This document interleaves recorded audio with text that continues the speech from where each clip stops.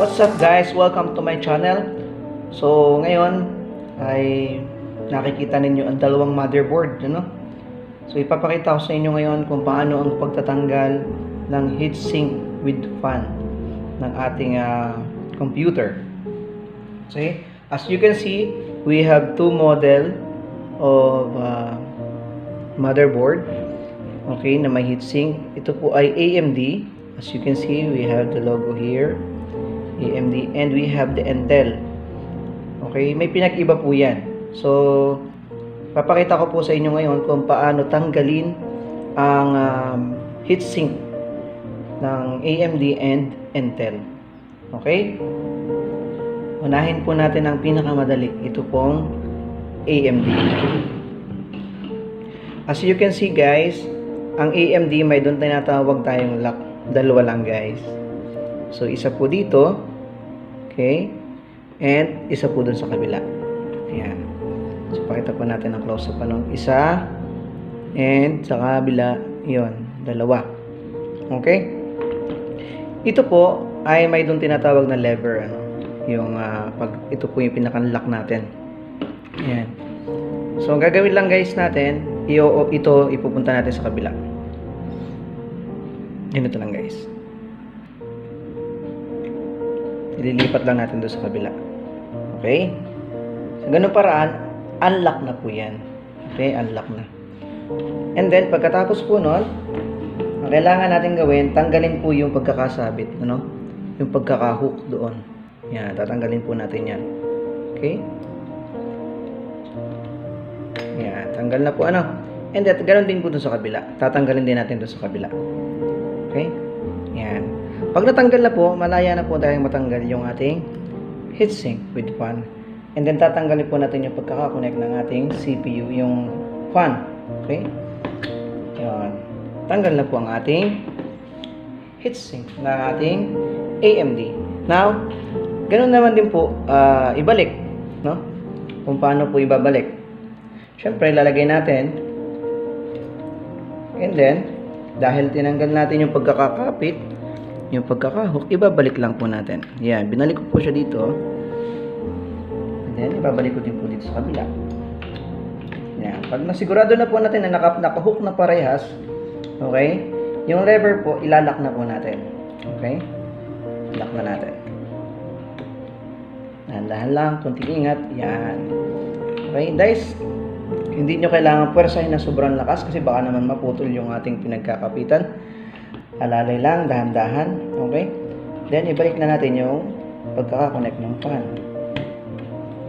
Yun. Ganun lang yung pagbabalik. Okay? And then, ito naman pong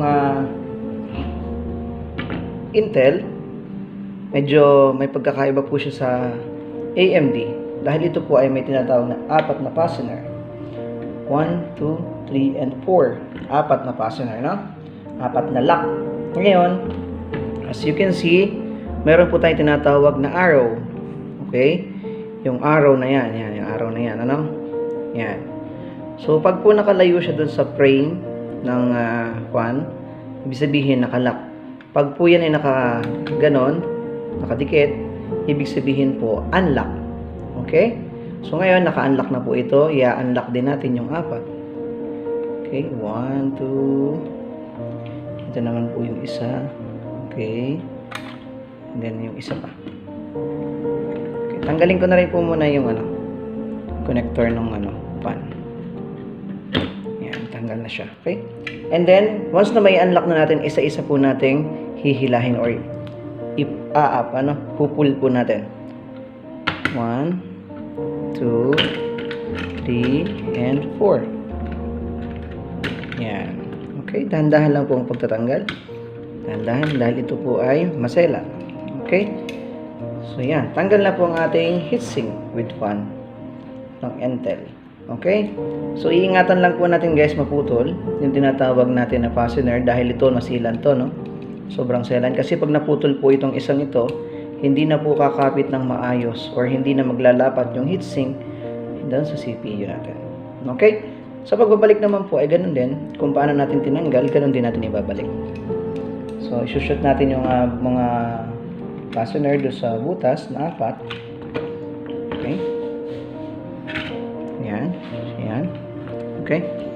At sisiguraduhin po natin na nakalapat, ano? Na nakalapat na yung white na fastener, no? Yung white. Yung white na yun, ano? Siguraduhin natin na nakalapat doon bago natin i-push. Yan, saka natin i-lock. Yan. X-type po tayo, ano? Mula dito papunta po doon, din yung dalawa papunta doon. Okay? Dapat natin ito. Push, lock. Dito din. Dapat natin push, lock. Okay? Kabila naman. Dapat natin push, lock.